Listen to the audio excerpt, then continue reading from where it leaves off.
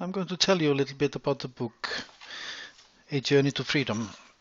The purpose of this book is not about me or what I think is right. It's about the one who needs its content to improve her or his place in his or her own life, not mine. This book is a journey from confinement in one's own mental prison to freedom and sustainability as an individual in one's own life. Personal freedom in its most beautiful form in life. This is not an easy journey, but still it's filled with personal victories on the way towards recovery and in the end happiness. This is a little bit like sweet and sour. It is not possible to compare the life before and after. It is simply unfair. The now is so beautiful. The book is targeted to victims of violence.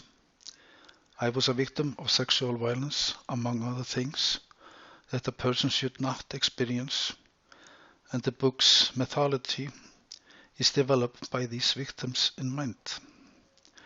Since sexual violence includes all types of forms of violence, then you can take all types and forms of violence into the process that is in the book. I try to drop the prefix sexual in front of abuse and violence.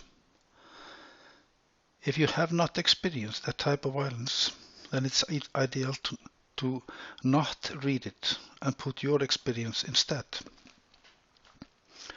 I try to explain the situation within us as it appeared to me in my own work and those who have trusted me for their issues. For our families and friends, this book is ideal to get an insight into the status of our mindset, what we are dealing with. The reality is too often that our family members will also be in harm's way as a result of our experience, and it is not confined to sexual matters. By simply standing with us, then our wonderful families and friends often face psychological and even physical violence. It is not always easy to be around us when we get stuck in our wounds. When we get lost in our consequences, then we can be very difficult in any form of a relationship. Professionals can get an insight into what we are dealing with inside.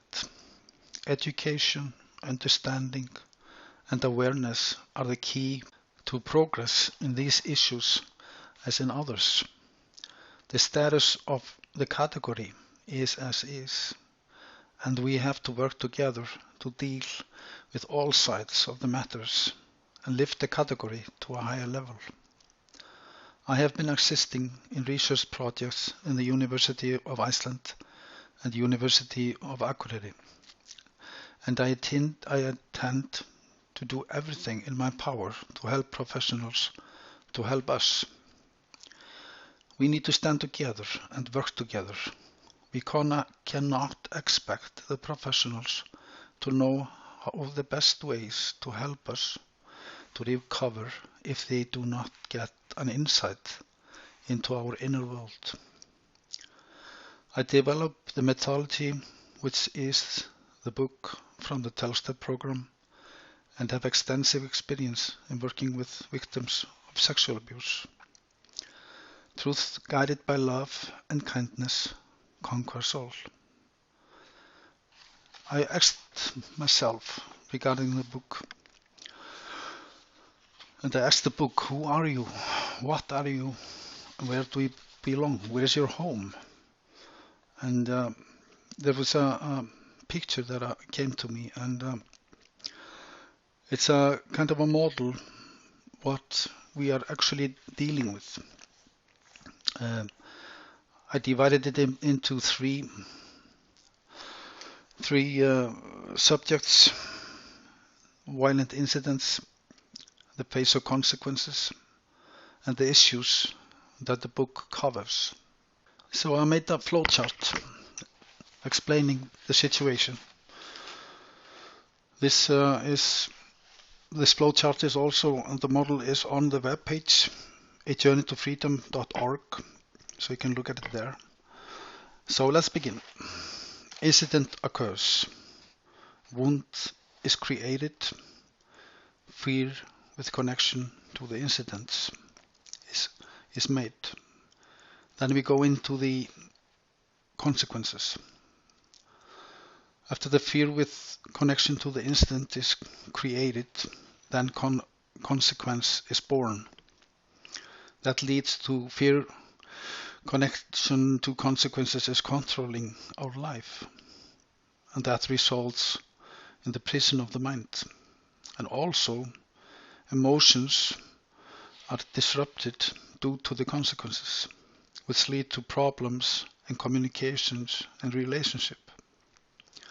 And in between the prison of the mind and problems in all communications and relationship, then we got the secret society of the human being.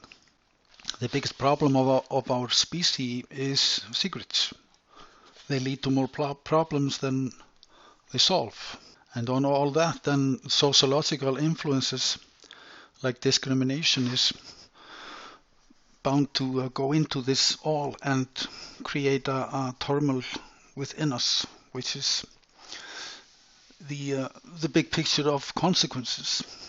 And what the book covers, what it does, where its home is in all that, it attacks the prison of the mind. The content of this book breaks down these walls. And regarding problems in communication and relationships, the content of this book disrupts the emotional connection to the consequences. We are actually breaking free from the connections to the consequences, because we have to objectify the consequences and personalize ourselves, because that's exactly what we've done. We have objectified ourselves to make us numb, to get rid of the pain, and we do not have tools to get out of all the turmoil and the problems and the prison. We don't have the tools and the power to get out of it, so we tend to personalize, connect that to us as a person, which is the main issue. We are not the consequences. We have them, but we are not the consequences. That is essential. And that's the root of the problem. Because we are often taught that it's our fault, which is not, and that's why it's so complicated for us. And there are tools in the book to get rid of the consequences, and finding yourself, your true self, what you're meant to be. Get your life back. You will do that. And tools to start a new life and maintain what we have gained. When we have gone through all the issues that we have to deal with, and because the consequences governs our life and are all over the place, if I have to say what it did not affect, then I would say my name, and then there will be silence. Because it affects all. And there's a lot of things that we get rid of, and when we have done the work, and there's kind of a void that we have to fill. And that's why there is a chapter in the book which is called New Me. And that helps us building up life again without getting back into the old habits. And that's the beauty of it. You can have a sustainable life. There is a way. I believe in you. There is one thing that we have to have in mind, which is really important. Often it's said that to be a victim of sexual violence or heinous crimes and all that, it's often said that the killing of the soul, but it isn't. I didn't die. We did not die. It's more like a coma situation, which we can't be revived from. We can wake up again. We are not dead. You're just in a coma. It will be okay. It will be all right. So let's take a look at the process of the mind. The mind that is in its own prison, full of consequences, in the darkness. I've set up a picture on page 53, the process. It starts with the right to exist. We do not have the right to exist in this life. Then the next step is to be a human being. Then we get human rights. We do not have human rights in our life. That's one of the prisons that we are in. Then we go into the stage of being an emotional being without a love relationship. Then the final step in the process is to be emotional in emotional relationship with a love, emotions, relationships. That's a way of looking at it, how we are stepping up from the darkness into life and getting our life back. Because we look at ourselves as a dirt. We are below the surface and we do not have any human rights. That's how we treat ourselves. This work, the process that I've developed from the 12-step program, after working with over 100 individuals in very deep work into the life of others, and divided into 6 manageable steps. And they can be individual. You can you control them, and you can see exactly where you are.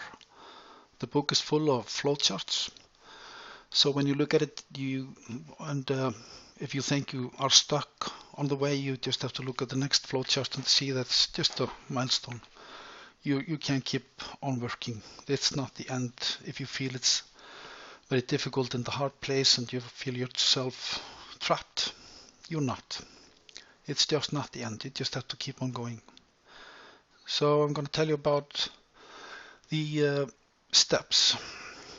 The first one is mapping and processing. It's about getting a control of today's issue, to be in the present and to reach inner peace, to stay in the moment, the now. You gain control over tools that will lead each of your emotional state to solutions, free them from the pain, show you how to live in love and kindness, no matter what the situation are at hand. Using them will release you from the rapid emotional turmoil that has too much influence and control of your life. Then the next step is being whole again. It's about reconnecting with the whole part of ourselves. Once we were born and we are here today, something happened in between. We need to find it and work through the trauma, heal it, and be healthy again. Then we go into the next step. I call it connecting the dots. There you see the connection in your behavior pattern. You see the connection between cause and effect, how consequences have ruled your life in a global way,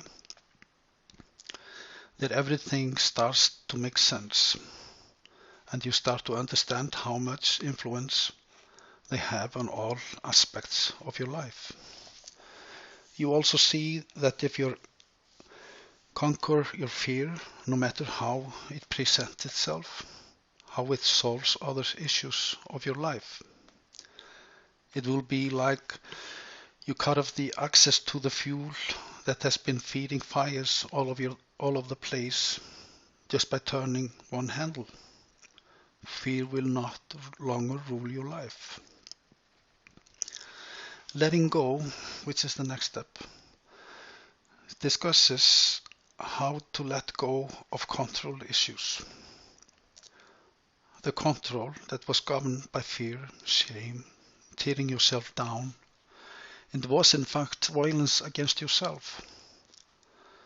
You will learn how to give control to your higher power that can be categorized by love and kindness in all things, especially towards yourself and by that to others at the same time. When that is done, you go into the fifth step, and that is cleaning up. Cleaning up ensures that you keep what you have earned. You will learn how to take responsibility of the things behind you. You will learn to take responsibility of yourself, how you may do it today, every day, always, and that freedom is the result of responsibility. If you don't, your past will come back and beat you to the ground. Everything will go to square one, and you will have to do the process all over again to get going again. And who wants that? The new me is about, which is the last chapter, is about living in the recovery that you have achieved in this process. These are the tools of maintenance, the tools you have learned to use and apply to your life so far. Each of us put together his, her own version of the tools that works for him or her to deal with what life has brought us in our everyday life. And that's each and every one will create their own tools. This book is not like many other self-help books that is full of recipes. This is more like going to the grocery store and put together your own recipe for your own life. Not my recipe. I have formed and made my recipe and my food is tasting deliciously. But you have to make yours. I can't tell you what to do there. You have to figure it out yourself. But in the book there are all the tools for you to do that. What do you want to make out of life? You rule your life, not me. I'm not the one to tell you what to do, but maybe how to do it. You're your master of your own life. I believe in you. You can do it. I could. Many others. This book is based on experience from work from over 100 individuals, which is they are all happy today. Nobody's perfect, but we are all living our life and making the most of it, and we are sustainable. And it works. And you pick what you need, and you put together what you need, what you want. The main thing is everything is possible. You only need the right tools, support, your version of higher power and time. I have endless faith in you, and I know that you can do more than you believe yourself. I at least could not do anything until I had done it. Have a nice journey.